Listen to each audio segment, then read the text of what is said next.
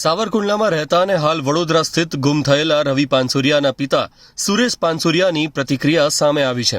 ઘરેથી ગુમ થનાર રવિ પાનસુરિયાની અરજી સાવરકુંડલા ટાઉન પોલીસમાં આપવામાં આવી છે. રવિ પાનસુરિયાની ઉપર વ્યાજખોરોનું દબાણ હોવાનું તેમણે જણાવ્યું અને સાવરકુંડલા અને અમરેલી પોલીસ ઉપર દીકરાને શોધી કાઢવા માટેનો વિશ્વાસ વ્યક્ત કર્યો છે. રવિ વડોદરાથી મારથી નાના ભાઈની રજા લઈને સાવરકુંડ લાવ્યો કે હું કાકા હું માતાજીને મઢે અને ગુરુ આશ્રમ જતો આવું છું.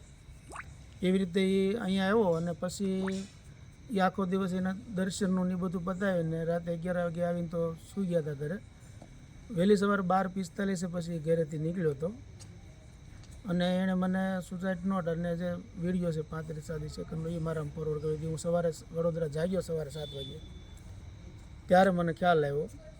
એટલે આમ અમે ધંધામાં ડેવલપર તરીકે બધી ફાઇનાન્સ લેતા જ હોઈએ છીએ અને લગભગ 50% ડેવલપરો બેંક સિવાયનું પ્રાઇવેટ ફાઇનાન્સ લેતા હોય, પણ એ લોકો પાસે લાયસન્સ હોય ને સાથ સહકાર આપતા હોય. નબળો સમય હોય ત્યારે વ્યાજમાં આપણને થોડોક રાહત આપે, 2-4 મહિના રાહ જોવે, બધા એમને સાથ સહકાર આપે. પણ આજે દીક્ષિત પટેલ છે એ ગોધરાની અંદર ગયા વર્ષે જે નીટકાંડ બન્યો હતો એમાં એ CBI તપાસમાં જામીન હેઠળ છે, જામીન ઉપર છે.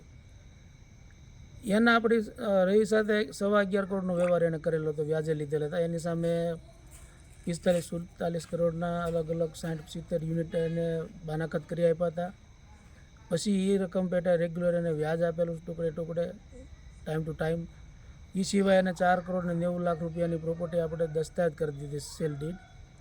એ સિવાયના 3 કરોડ ને 38 લાખ રૂપિયા જે છે એના એ લોકોનો એકાઉન્ટ આવેલા હતા એકાઉન્ટમાંથી, એમાં આપણે એને આરટીજીએસથી એ જ એકાઉન્ટમાં આપણે એને આપેલા છે. ટોટલ આ લોકો 15-16-17 જણા છે.